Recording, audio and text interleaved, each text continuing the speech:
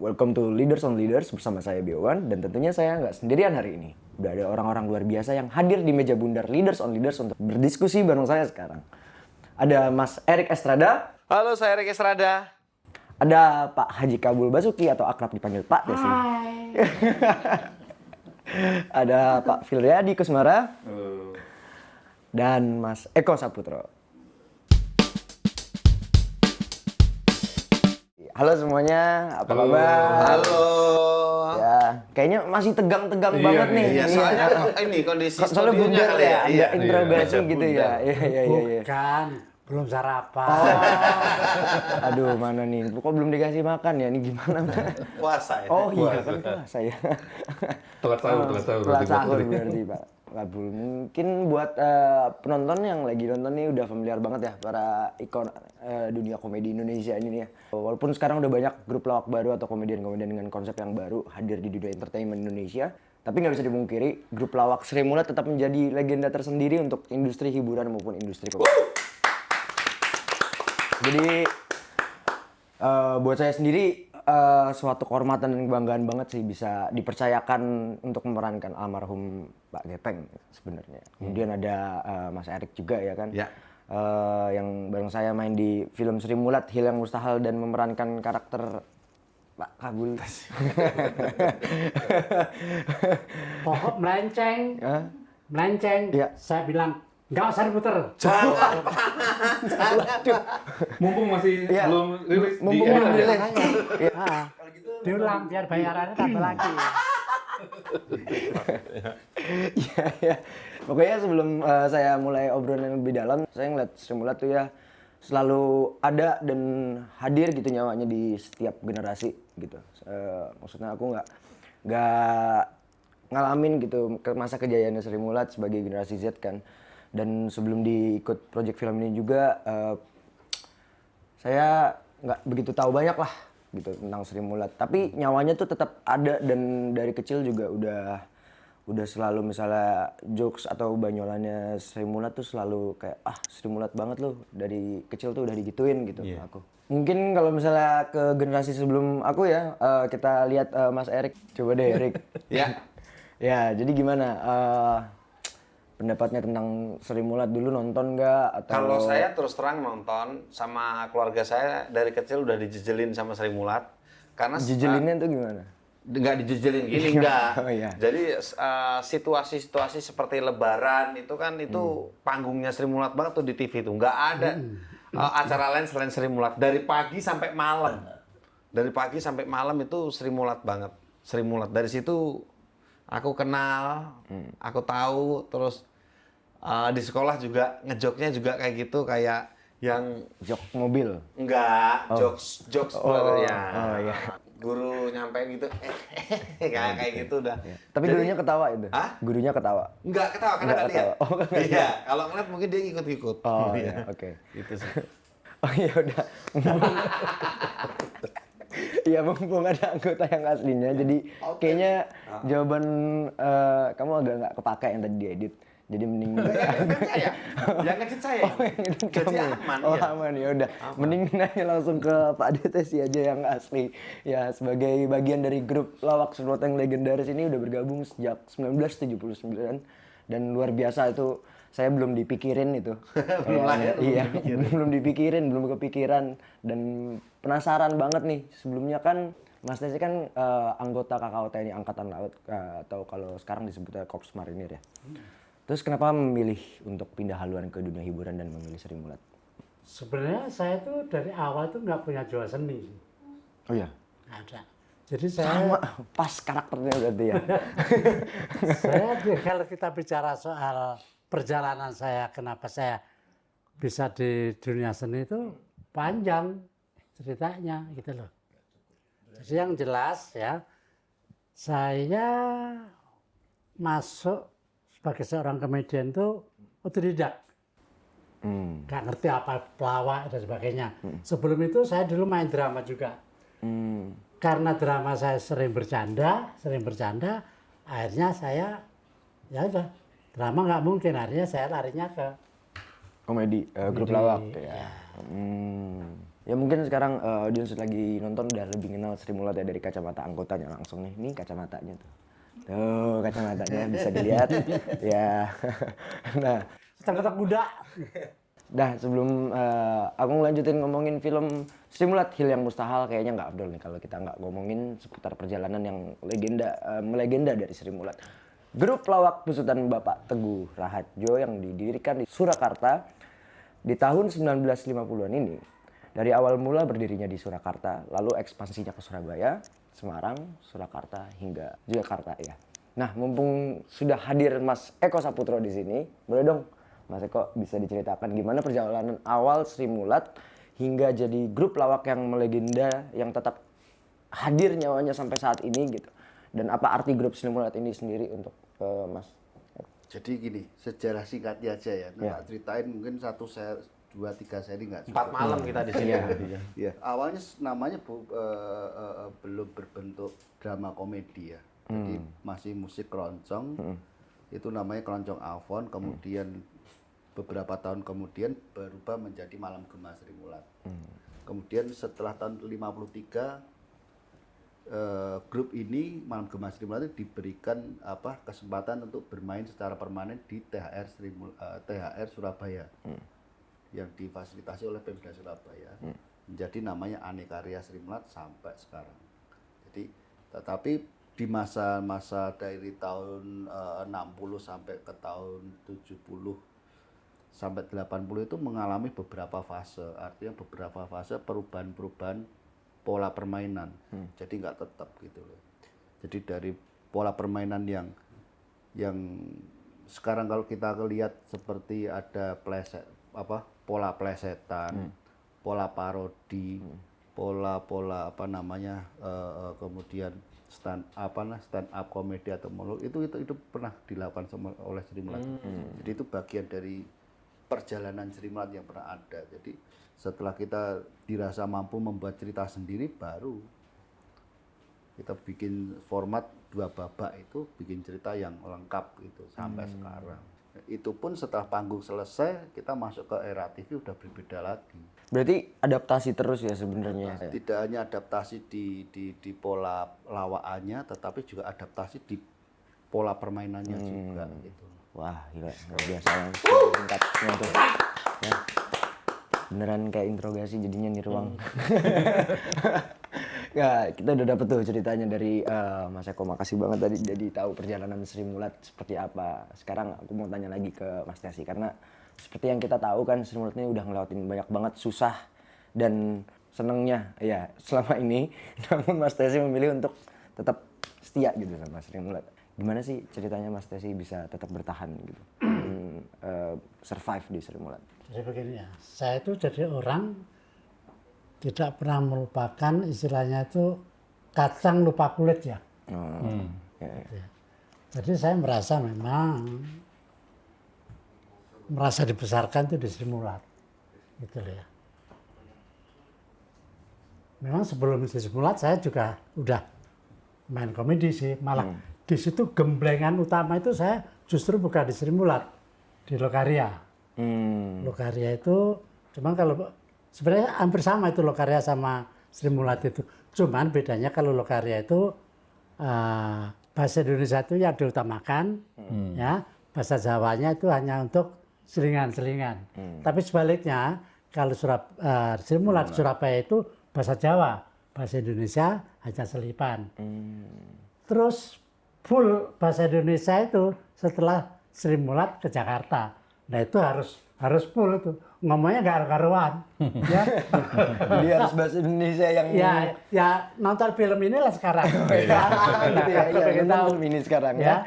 Biar tahu belajar bahasa Indonesia dan struggle-nya seperti apa ya. Nah, tonton aja film ini. Itulah film ini. perjalanan Sri Mulat sebenarnya itu. Oh iya, dengerin cerita dari para legenda dunia perawakan Indonesia emang bawa hawa nostalgia banget ya, dan seru juga cerita di balik perjalanan Sri Mulat ini. Saking serunya menurut aku pribadi, kisah ini tuh emang wajib dikemas dan dikenang lagi dalam sebuah karya. Dan aku bersyukur banget ya ketika MNC Pictures dan IDN Pictures bekerja sama untuk membuat film Sri Mulat Hil yang Mustahil. Terima kasih. Terima kasih Den dan MNC. Dan aku yang berkesempatan untuk bergabung di dalam proyek ini, aku juga ngerasa emang masyarakat Indonesia tuh harus tahu ya perjalanan legendaris dari Sri Mulat yang selama berpuluh-puluh tahun ini. Pasti di balik sebuah karya itu ada cerita dan dasar keinginannya. Kenapa karya ini tuh harus terjadi atau gimana dan lain-lain gitu ya, semiotikanya dan lain-lain gitu. Mumpung di sini ada Mas Frilyadi Kusmara selaku direktur dari MNC Pictures, aku mau nanya dong Mas, apa yang membuat Mas Frilyadi memutuskan untuk memproduksi film Sri Mulat ini bersama MNC Pictures dan juga Indian Picture? Apakah dulu penikmat juga kah atau dulu ikut apa gitu? Sebenarnya keputusan untuk memproduksi Sri Mulat itu nggak susah. Gampang banget. Gampang banget ya? Gampang banget karena ya siapa yang nggak tahu Sri Mulat? Tadi di awal kan kamu udah buka dengan kata-kata legenda. Wah, itu mah udah level yang paling atas dari sebuah industri kita kan. Kalau udah jadi legend itu, wah itu siapapun pasti udah kenal. Jadi ketika ada teman kita, Pak Cuk namanya, itu datang ke kami menawarkan, Pak gimana kalau kita bikin Sri Mulat? Langsung kita kayak disetrum tuh. Wah iya ya. Kan kemarin ada teman-teman juga bikin Warkop DKI atau apa. Nah, wah ini mah menurut kita jauh di atas itu. Karena kalau bicara Sri Mulat, ini nggak cuma soal grup, tapi soal karakter di dalamnya. Yang film kita lakukan ini aja baru berapa belas? 11 ya? Iya. Padahal di luar itu kan masih banyak ya Mas Esi ya? Oh iya, banyak banget. 11 ini aja betapa kita itu, wah perut itu melilit gitu loh. Karena masing-masing sangat kuat. Jadi ketika kita dapat penawaran ini, udah langsung go ahead, kita jalan langsung, kita seriusin gitu. Nah, karena keseriusan kita, maka kita juga nggak mau yang terlalu cepat. That's why kita agak berprosesnya lama nih. Ini kita udah bicara itu dari 2020 awal mungkin, atau 2019 aku lupa.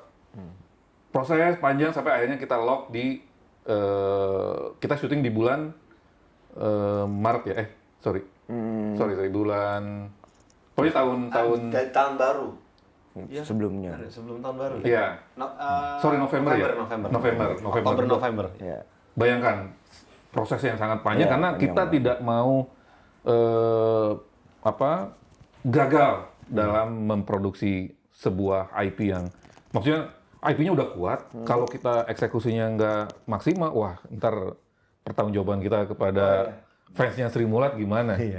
Kita juga tidak mau sembarangan gitu loh. Gitu. Jadi kalau ditanya tadi apakah aku juga penikmat, sangat. Aku masih ingat zaman-zaman Lebaran di Indosiar. Aku tuh lumayan panjang di industri TV. Jadi ngelihat banget persaingan program.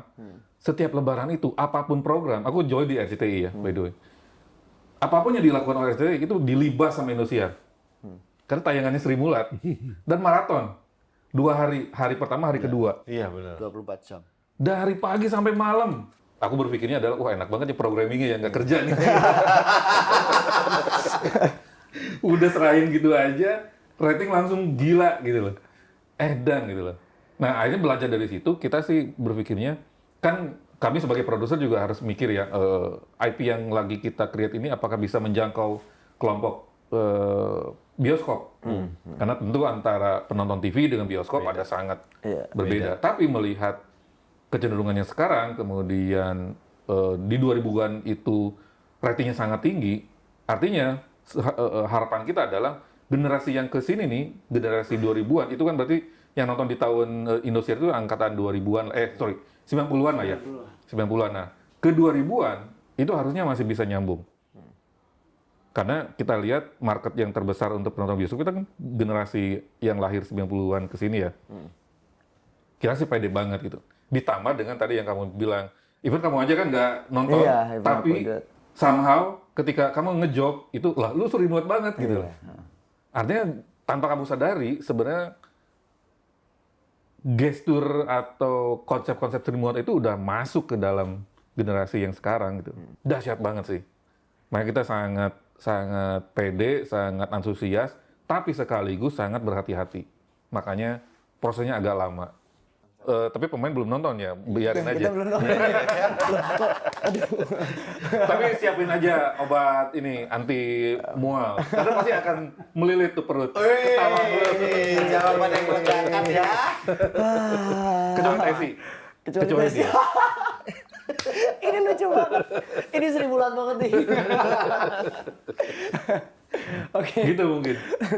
Terima kasih Mas jawabannya. Tuh, aku juga pribadi dalam salah satu pemeran di film ini, makasih banget juga buat yang udah mempercayakan aku buat memerankan Pak almarhum Gepeng. Punya kesan sendiri ya ketika harus berperan sebagai almarhum Pak Gepeng, dan tentunya dia punya persona sendiri dalam melawak. Dan aku juga dasarnya kan bukan pelawak, orangnya lumayan nggak serius kalau ngomong Serius. Jadi itu benar-benar tantangan yang besar ya buat aku pribadi. Karena ya satu ya itu tadi kita ngomongin dari grup lawak yang udah legendaris, aku nggak mengalami gitu masa kejayaannya gitu, dan aku juga nggak pernah tahu almarhum Pak Gepeng tuh kayak gimana gitu loh, lucunya dan lain-lain gitu. Dan ini jadi karakter yang aku harus mainkan secara biopik dan harus sangat serius menangkapnya seperti Mas tadi bilang juga gitu loh. Ketika aku dipercayakan, aku akan ini peran yang serius sebenarnya, walaupun komedi gitu ya, tapi ditanggapinya harus secara serius dan harus lebih ekstra dalam menanggapinya karena karakter ini sangat kuat, dan apalagi juga harus bertanggung jawab atas nama Sri Mulat yang sudah sangat legendaris gitu loh, yang orang selalu bilang, yang masuk ke kepalaku walaupun aku nggak tahu gitu loh, aku nggak nonton gitu. Jadi ya gitu, akhirnya aku melakukan pendekatan secara sosialnya, secara fisik dan lain-lain gitu, sampai ngurusin dan ngitemin seperti sedekat mungkin sampai ke Pak Gepeng gitu almarhumnya, dan maksudnya samperin ke keluarganya juga sampai harus ke sana dan belajar bahasa Jawa. Jadi memang segala sesuatu harus ditangkepin secara serius gitu loh, walaupun kita bikin komedi gitu istilahnya, tapi Benar. tapi kalau Tapi nggak, pendekatannya emang luar biasa sih kalau saya lihat. Betul. Jadi apa ya, kalau saya boleh komentar dikit, jujur aja bukan karena ada Bio di sini, tapi saya lihat memang melebihi ekspektasi teman-teman kamu. Teman-teman Sri Mulat aja juga udah pada ngomong ke saya waktu itu, si Bio gila gitu. Iya. emang agak gila Pak. Ini juga bukan karena ada sebelah dia ya. Tapi buat aku sih, aku sangat apresiasi banget. Ya betul.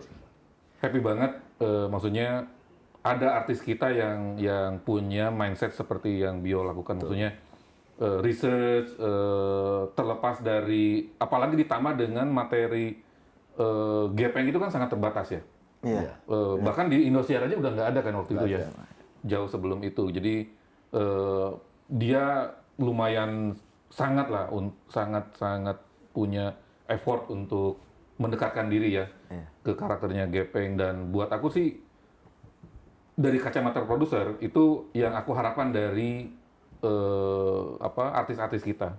Jadi kan banyak yang kejadian artis kita itu hanya melakukan apa yang sesuai kapasitasnya, dan itu sangat disayangkan. Karena yang kita harapkan itu kan ketika kita meminta dia menjadikan menjadi sebuah karakter, itu kan harapannya dia juga bisa memperkuat lagi karakter tersebut. Gitu. Jadi ini standar yang baik lah untuk kemajuan dunia perfilman kita, bahwa seharusnya ya kalau mau lama dan sukses di industri ini ya harus seperti dia. Belajar terus, naikin levelnya, dan the result nanti akan ngikutin kok. Pasti itu sih. Amin. Semoga the result baik buat kita semua. Amin. Karena kan kita ya. Karena kan kita pasti dasarnya kan karena cinta dulu kan, apa yang kita kerjain kan. Maksudnya ya ketika kita cinta ngerjainnya pasti nanggepin jadi sangat serius gitu. Apapun resultnya nanti ya kita sudah melakukan itu karena cinta kita. Menurutku sih gitu paling. Jadi serius banget. Terus ya aku juga penasaran nih, apakah Mas Desi sendiri merasa Mas Erik ini udah Mas Desi banget belum? mumpung sebelahan. Jadi perasaannya gimana sih Mas Tesi diperankan sama Mas Erik Estrada ini? Kalau saya lihat kemarin-kemarin Musibah ya? Pakai kacamata nggak? waktu kita syuting, Oh, waktu syuting ya. itu udah Oh, di pertama kalinya loh, jujur nih. iya, Deg-degan iya, deh iya. ini. Udah Deg-degan. banget gitu. Itu kan saya diceritain sama Mas Erik ini Iya. katanya sempat masuk ke kolam. Iya. Ya, terus saya tanya emang kenapa? Kan gitu. Kalau karakternya tesis sudah dapat Pak D. Nah, terus karakter tesis seharian itu yang belum dapat katanya. Sehariannya gimana? Maksudnya kan saya bingung. Iya kan? Seharian saya ya begini ini. Gitu loh. Jadi saya memang orangnya nggak terlalu banyak ngomong. Saya diam. Bahkan dulu penonton tuh ngomongnya gini sama saya. Tesis itu di panggung sama di luar panggung itu jauh banget, beda banget, gitu loh. Sangat-sangat beda. Itu penonton yang ngomong ya, bukan Ibarat tanah belakang. sama langit ibaratnya. Nah, jadi memang jauh. Ya mungkin disitulah Mas Erik itu yang merasa merasa belum bisa menyelesaikan diri mungkin begitu. Tapi lama kelamaan setelah saya lihat dia syuting ini ya nggak beda jauh lah sebenarnya. Nah, udah mirip 99% udah. 1%-nya nggak ikhlas tapi. 1% terpaksa. 1%-nya nggak ikhlas. Enggak ada 1% supaya belajar lagi. Diberikan ruang tuh, Gitu. diberikan ruang untuk belajar lagi. Luar biasa Mas Tesi. Lega. Iya, lega. Ketika kita ngomongin seputar film Sri Mulat Hilang Mustahil, terutama untuk Mas Friadi kan pasti banyak berkomunikasi dengan para anggota asli Sri Mulat gitu ya, maupun para aktor dalam film ini sampai melihat proses syuting dari film ini, Mas.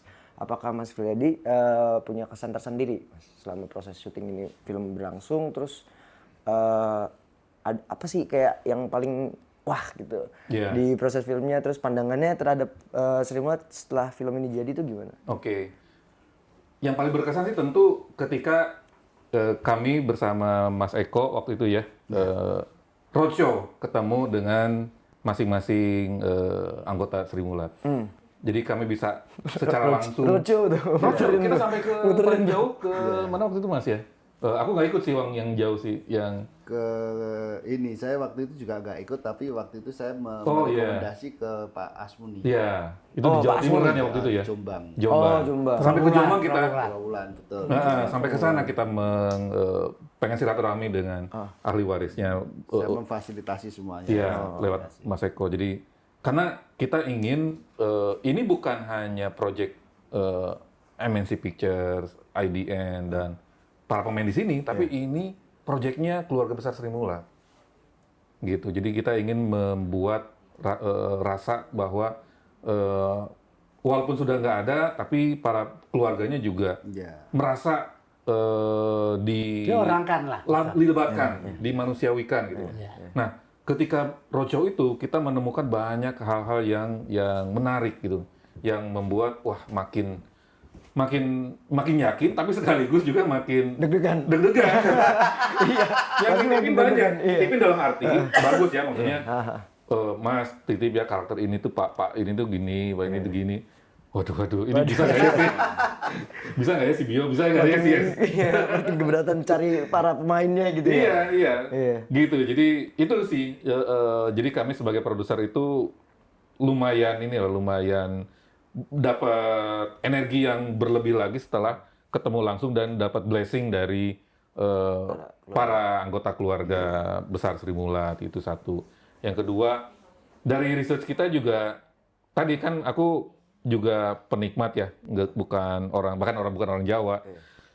Aku jadi tahu tuh ada fakta-fakta unik yang nanti akan kita bongkar di filmnya. Misalkan soal kubisnya Pak Asmuni, munculnya nama Tesi, backgroundnya Mbak Nunung gitu.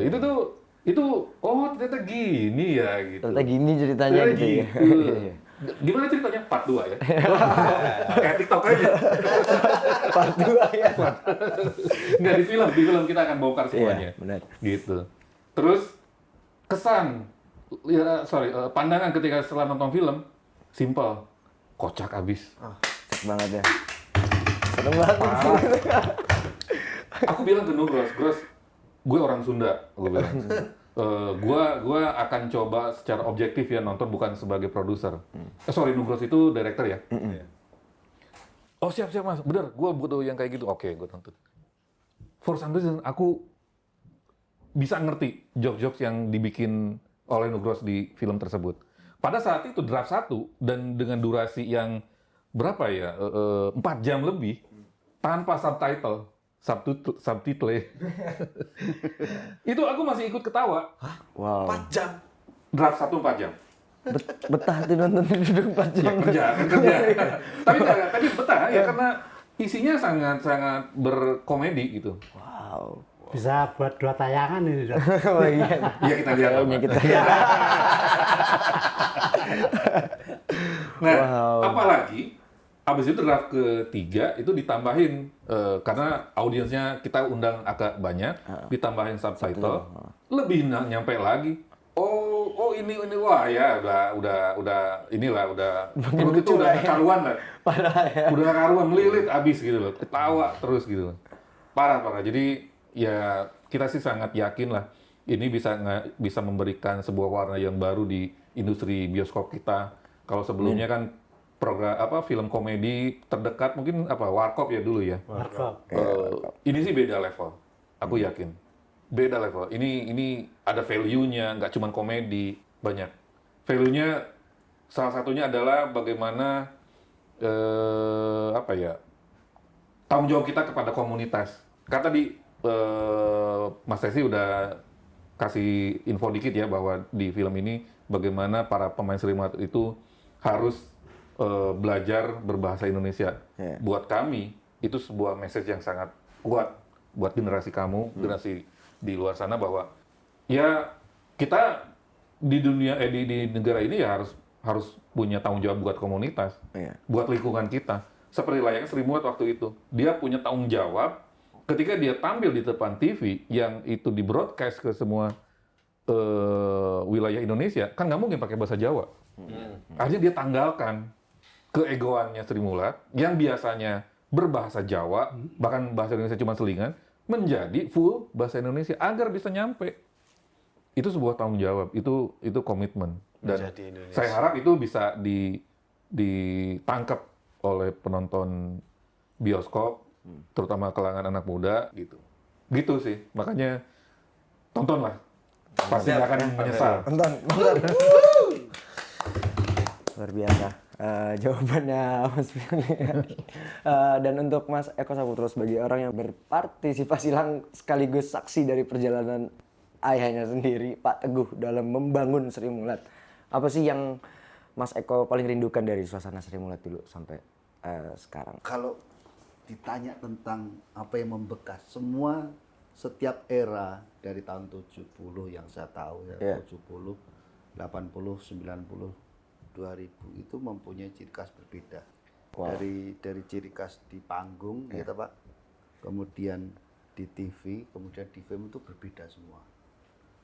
Jadi perjalanannya memang ya unik sekali sebenarnya. Kalau kita yang di film itu yang di film kemarin itu kan menceritakan sekelumit tentang perjalanan tahun 80-an. Itu baru sebagian kecil. Sebagian kecil. Ibaratnya baru cerita setengah jam, ngobrol setengah jam, itu dulu Sri Mulat seperti ini. Itu udah jadi film. Nah, tapi kalau kita mau cerita tahun 70 itu seperti ini loh. Tahun 80 seperti ini loh. Wah, itu lebih panjang. Gepeng, artinya Gepeng, kemarin kan Gepeng masuk Iya. di Sri Mulat, kemudian Gepeng menjadi pemain yang diakui oleh para pemain. Ini kan masih ada fase kesananya. Iya, Iya. masih ada cerita Iya, kesananya. kesananya masih ada gitu loh. Iya. Nah, tapi kalau ditanya yang berkesan apa? Hampir semua berkesan. Dan hampir semua peristiwa itu saya ingat. Dari Sri Mulat di Surabaya, di Solo, di Semarang, di Jakarta, saya ingat, saya ngikutin semua gitu. Jadi kalau Pak Ahmad ditanyain, Pak Tes itu dulu gimana sih waktu di Surabaya penampilannya, aku bisa jelasin. Waktu itu makanya Mas Nugros sering sharing, Pak Tes di era tahun ini penampilannya seperti ini. Terus perubahan karena apa? Ya berubah karena yang mengikuti zaman. Gitu loh. Pak Ahmad dulu dandanannya nggak seheboh yang di tahun-tahun 90-an dulu masih sederhana karena apa? Ya memang kebutuhannya seperti itu gitu. Adaptasinya itu Betul kan. gitu loh. Jadi ya kostumnya di era itu seperti ini. Terus di era yang tahun yang setelah itu tahun 90 seperti ini ya mengikuti terus gitu loh. Jadi enggak menetap gitu enggak. Kalau ada yang ngomong Sri Mulat itu punya pakem, iya pakem punya, tetapi kita tetap mengikuti zaman. Pemainnya juga seperti itu juga sama mengikuti zaman. Jadi sehingga enggak ketinggalan lah Oleh zaman. betul itu. Ngikut tetap ngikut. Kalau kesannya semua berkesan. Pasti ya. Semua Nggak mungkin berkesan. enggak ini kamus berjalannya Sri Mulat ini. Semua berkesan. tapi gila ya, artinya di tahun itu Pak Teguh udah punya apa ya, pemikiran yang Visioner ya. visioner. Iya. Bagaimana dia bisa menyesuaikan itu kan kelemahan dari pelaku industri hiburan di kita. Mereka for some reasons itu nggak bisa melihat atau beradaptasi dengan siapa audiensnya gitu. Tapi kalau dengar tadi penjelasannya Mas Eko, itu kan Pak Teguh itu gila gitu, punya pemikiran yang visioner, dia udah bisa mengatur sedemikian rupa kapan tadi lah contoh wardrobe ya. Ketika di Surabaya, kemudian ke Solo, ke Jakarta, itu dia sesuaikan dengan kondisinya, itu sih dahsyat sih. Ada satu pengalaman kecil gini. Waktu saya masih kecil, masih remaja gitu, menjelang remaja, setiap kali kalau diajak nonton film, itu adik-adik saya senang, saya juga senang, tapi saya setelah itu sedih. Karena apa? Ditanyain, kemarin tuh filmnya gimana? Disuruh analisa. Iya, dianalisa, kemudian disuruh breakdown, pecah bikin 1-2 cerita. Iya. Wah, umur berapa itu Mas? Itu saya SMA. Disuruh belajar. Itu sampai akhirnya satu film saya bisa harus mecah jadi 4 cerita yang berbeda. Dalam satu film itu. Act 1, Act 2, Act 3. Iya, jadi Udah kayak ini aja. diambil segmen 1, segmen 2, kemudian pemeran utama, pemeran pembantu harus punya cerita sendiri-sendiri yang berbeda. Wah, luar biasa. Dahsyat sih. Dan nggak boleh ditulis. Nggak boleh ditulis, itu harus Dijelaskan. Dan di saya kepala sendiri. pernah ngetik gitu. Ini cerita apa dibuang gitu. Ngomongnya langsung gue tak dengerin gitu. Mati ya gitu. Kalau dinilai Bapak bagus dikasih duit 5.000 zaman saya waktu itu. Wah, Iya. Malam minggu 5.000 lumayan waktu itu. Iya, dolar masih berapa itu? 5.000 wah seneng banget. Tapi kalau enggak seminggu enggak diajak ngomong. Bener, itu terjadi. Seminggu nggak diajak ngomong, wah. Makanya kalau ngelihat, jadi kayak kebiasaan, jadi kalau ngelihat suatu peristiwa apapun itu langsung berkembang, des gitu. Jadi kayak Bisa jadi bahan jadi ini ya. bahan, ada letupan makanya waktu Mas Nugros itu kan, lah ketemu Mas Nugros itu saya ketemu tanding, jujur aja ketemu tanding. Ketemu lawan nih akhirnya Iya. nih, asik gitu. Karena Mas Nugros itu juga, saya ngomong kamu tuh sutradara nakal banget. Gitu. Kok nakal gimana? Inimu tuh loh nakal. Jadi Mas Nugros itu begitu dia membreakdown satu adegan, yang kadang-kadang adegannya tuh nggak ada di skenario. Iya kan? Bener kan? Pengalaman ya. Iya kan? Aku dengernya juga tuh. Nggak ada di skenario, dia langsung ngomong gini, Mas, ini lucunya di mana Mas? Gitu. Jadi Mas Nugros memang saya akui nggak bisa berhenti. Jadi begitu kita fotokopi naskah, Skrip, terus bio dijadiin buku, lain-lain ini saya beli tab, waduh, udah nggak ada gunanya terus Iya. skenario. Ketika syuting nggak kepake. Saya cuma waktu bikin adegan pada ketawa, ada Mas Wawan editor, kalau pada ketawa, Mbak Ali pada ketawa, saya cuma diem aja. Mas Nugros juga ketawa. Saya nggak bisa ketawa, Mas. Udah nggak bisa ketawa. Karena Ini udah mentok. Gitu, udah mentok. Cuman ya udah gitu. Tak tinggal udah. Senyum, mentoknya senyum. Senyum aja Segitu. udah. Segitu tak. saya segini, ketawa saya, kepuasan saya kalau melihat orang ketawa. Iya. Kalau kreator gitu sih. Ya. Iya sih. Nggak ngerti, aku stres mungkin ya. Kalau pas syuting mungkin stres saya gitu loh. Kan saya harus ngitungin kan TikTok pemainnya, bantu trinya, kan minute by minute saya hitung juga. Kadang-kadang itu yang jadi pertimbangan saya, kadang-kadang ketika teman-teman lagi berperang, ibaratnya kan kalau kita lagi berperang tuh kan teman-teman pelawak semua pemain lagi berperang, lagi sesuatu berperang. Di sini komandonya kan harus ngelihat benar-benar strateginya seperti apa kayak gitu. Kadang kalau wah ini di menit sekian kok kurang inilah harus masukin orang lain. Iya. Nah, di sini salah satu penjaga gawangnya Sri Mulat itu ya ini Mas Tesi. Kalau Mas Tesi ini kalau di Sri Mulat, kalau di era sekarang dianggap virus. Joker. Jadi begitu ada suasananya kurang ini Mas Tesi Masukin, udah respon langsung. Kadang-kadang udah keluar, udah mau dandan mau pulang, Mas Tesi masuk lagi. Gitu pernah itu. Aku ngopo, pokoknya masuk lah, aku ngopo masuk. Bikin rusuh aja. Iya, Terus masuk lagi. Ada itu. Beliaunya mah ada kok. Iya. Kadang-kadang seperti itu gitu loh. Jadi ya kita kan penonton kan nggak ngerti toh. Iya. Ya kita yang ngerti toh. Wah ini kalau dia nggak dibantu sama ini sesuatu nggak akan naik ini. Iya, benar-benar. Adem kan gitu. Jadi Iya, Mas. kalau di film kemarin memang saya juga menghargai Mas Nugroho sekali, tapi menghargainya gila-gilaan itu. Artinya wah kreatifnya Emang ini dia luar biasa ya. luar biasa. Nah, emang ketemu lawan lah pokoknya.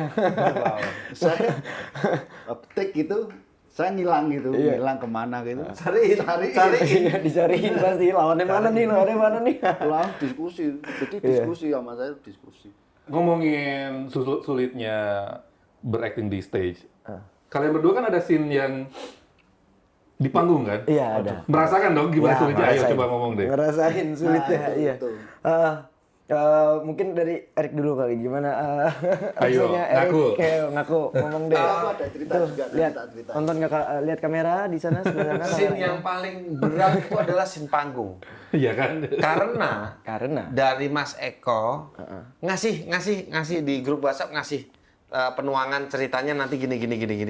Tapi kan kita bukan orang panggung. Nah, oke. Iya kan? Itu pertama. Yang penting ngerti ceritanya. Dan itu Mas Eko, perannya Mas Eko. Perannya Pak Fajar Nugros itu beda lagi.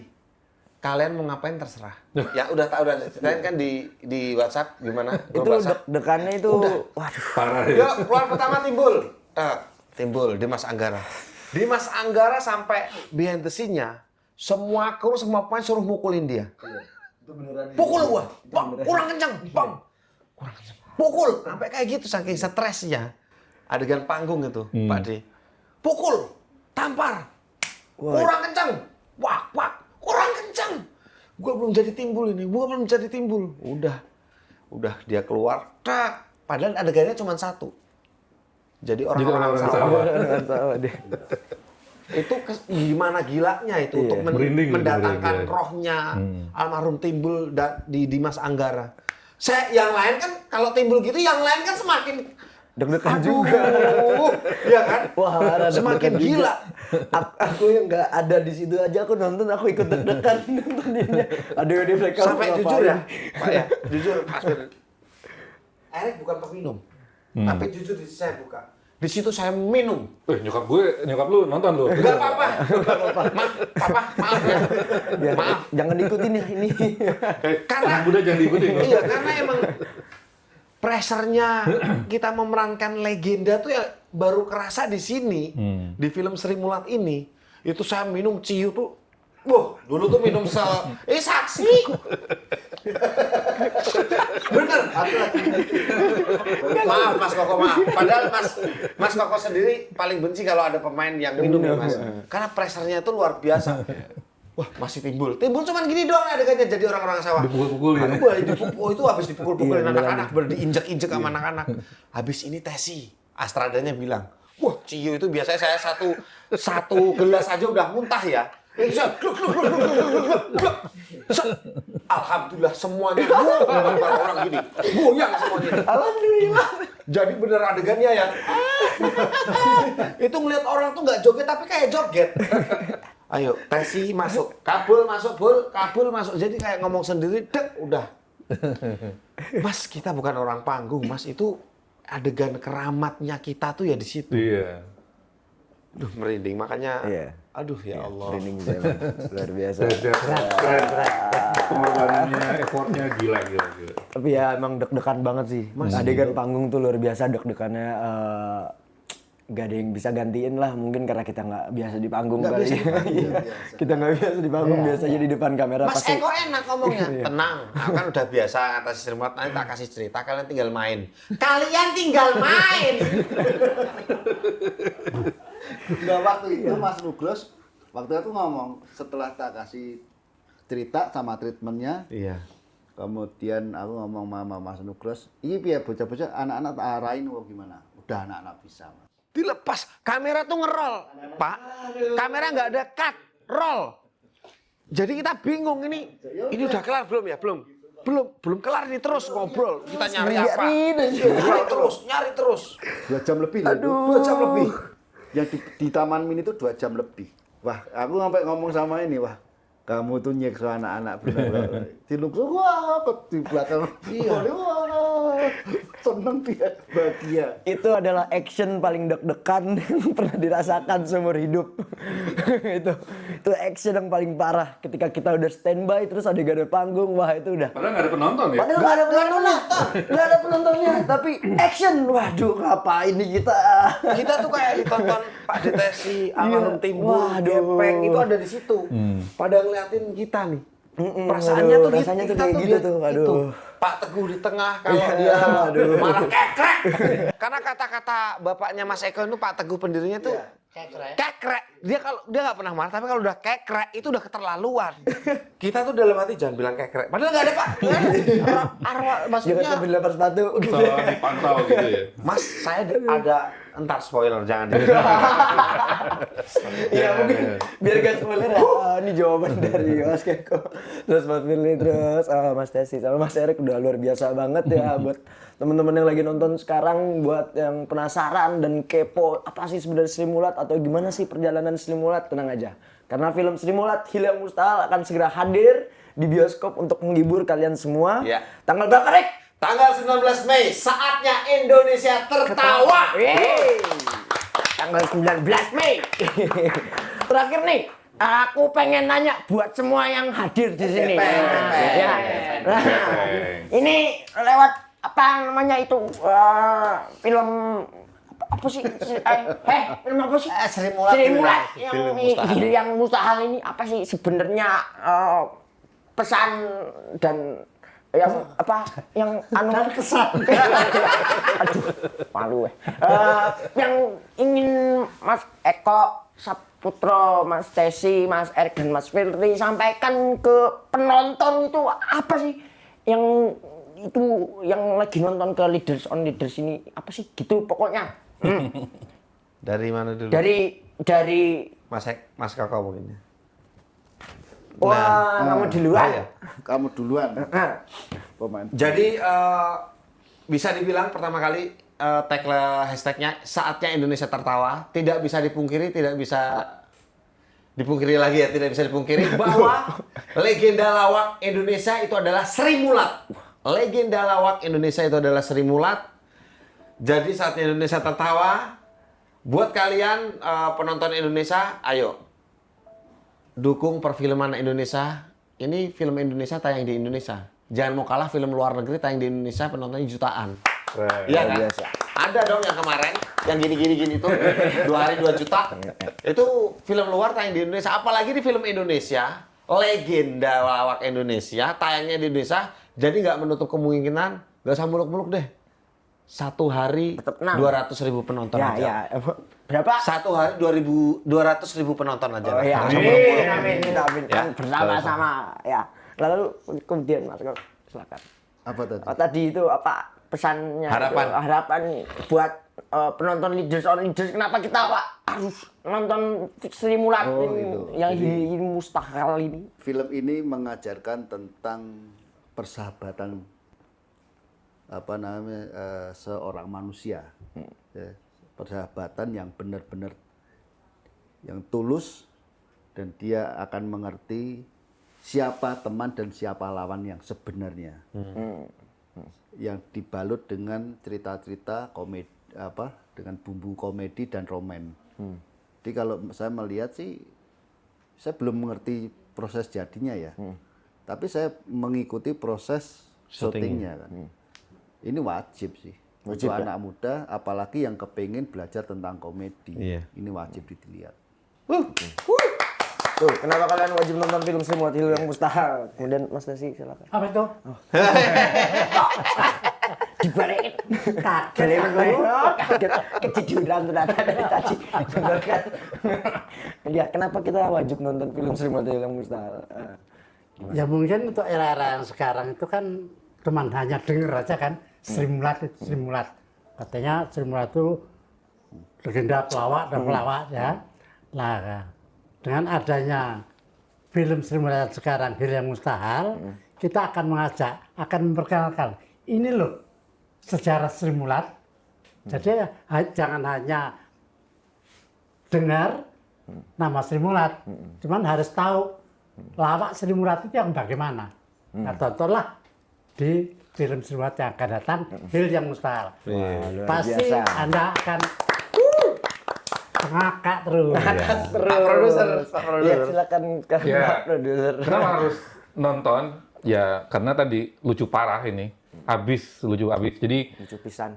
kalau anak sekarang lagi apa istilahnya lagi suntuk mau nyari healing nggak usah staycation, datang ke bioskop mulai tanggal 19 Mei dijamin nggak akan ini lagi nggak akan suntuk lagi. Nggak akan suntuk lagi, ya. Daripada buang-buang uang mahal ya staycation ke Bali kemana, datang ke bioskop aja Iya. Apa ngapain? nonton Sri Mulat. Sri Mulat. Hill yang Mustahil. Keluh kesah semua Bener. semuanya jadi Suntuknya hilang. hilang. Hilang. Kepalanya juga. Kepalanya jadi hilang. Kepala jangan hilang. Iya. Oh, katanya gantian ku Erik jadi host. Iya, maaf ya. Bukan Gantian Kak Bio. Erik. Kak Bio boleh minta Kak Erik personil karena aku Pesi. Oh, hostnya. Tak kira itu Kak Erik jadi host. Yaudah, silakan Kak Erik. Nah, coba ini dinilai loh sama orang aslinya. Ayo. Harus bisa jadi virusnya. Pokoknya buat masyarakat Indonesia tentunya ojo lali nonton film Sri Mulat Hill yang Mustahil tanggal 19 Mei di bioskop kesayangan Anda maupun tidak Anda sayangi ya. Pokoknya saatnya Indonesia tertawa.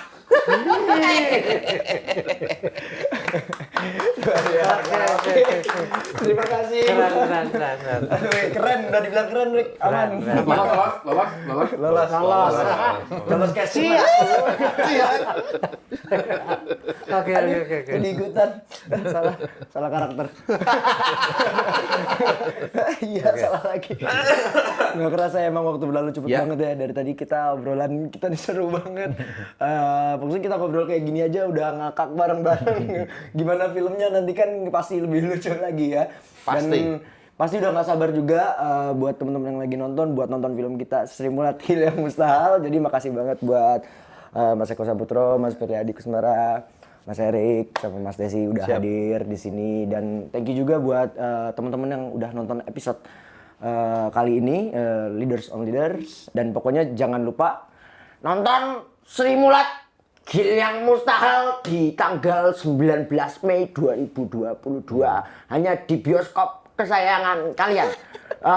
Kalau nggak sayang gimana, Mas Tesi? Tetap ditonton. Tetap ditonton. Iya, jangan Nggak sayang, marah. tetap ditonton. Pokoknya jangan lupa ya teman-teman, saksikan terus episode selanjutnya dari Leaders on Leaders di Pokoknya CXO Media. Iya. Apa? Dan Kamu episode paling ngomong apa sih? episode paling bagus di Leader on Leader ya episode ini kayaknya.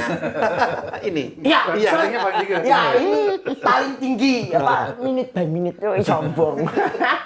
Ya, terima kasih semuanya. See you. Terima kasih, Mas Bang.